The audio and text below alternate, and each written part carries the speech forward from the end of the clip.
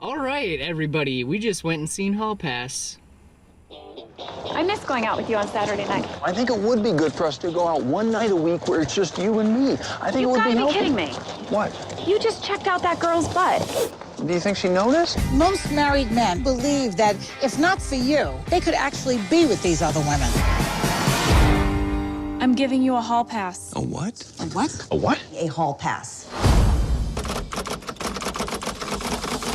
What's with the helmet? Oh, chicks dig motorcycles. Got a few pickup lines. I'll just get the ball rolling. Hello? Hello. Hola. This is why we need to go to a gay bar. Excuse me. You think these bar napkins smell like chloroform? I'm kidding. Fred Searing, can I buy you a drink? Wow. What the hell was that? You can't get any bigger. Look at this. All right, the main thing about this movie that I hated the most is just the whole premise. And I saw the preview and I was like, I don't understand the premise of this movie. Went into it, still didn't. I don't understand this whole idea of like giving your spouse a hall pass and then they're allowed to go off and cheat. I mean, number one, it's called Hold swinging. on. Why don't we explain what the Hall Pass is for people? Yeah. Okay. A man and a woman are married, and the woman gives the man a week off of marriage. Yeah. Can do whatever he wants. So For anyways. that 7 days, he is not married. He can go out and screw any chicks that he wants. Okay, Yeah. One, you got to be having problems in your marriage if you're doing something like that. Number two, back in the 70s, they called it swinging. It was called putting your watch They in a still call it fishbowl. swing. I know.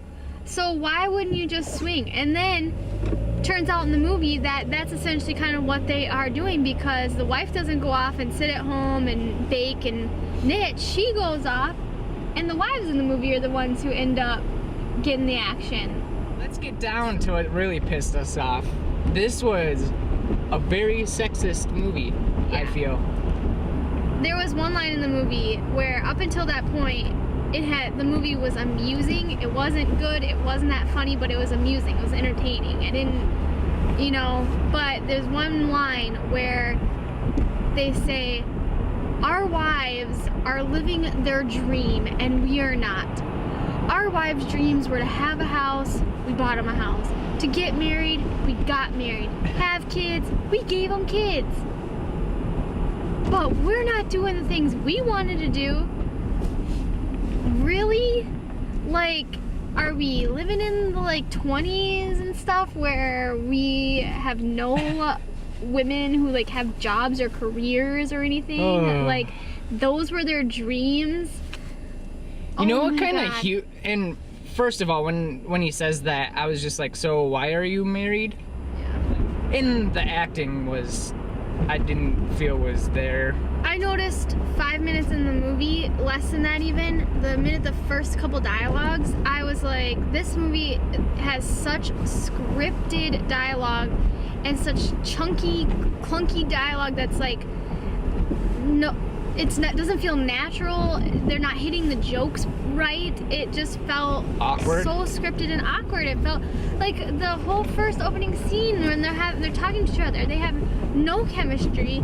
You don't even believe that this couple is married and actually these are their kids.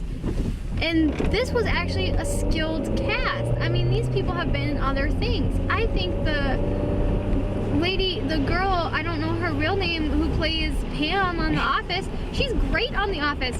Sucked in this movie. Oh, I completely agree. I was gonna ask you. It's the Mark Wahlberg phenomenon, Happening? the happening phenomenon, where bad direction and bad writing equals terrible acting on great actors. I mean, it baffles me every time I see it happen, and this movie was a prime example. There was so many things wrong with this The movie. humor in this movie was ridiculous. The writing, it started out with a terrible concept.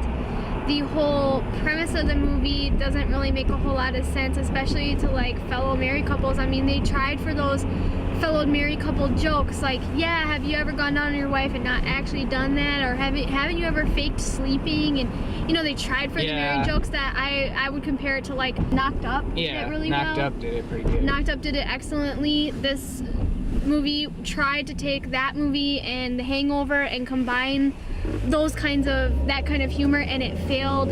It was definitely a formula, tried to be a formula movie, and it failed.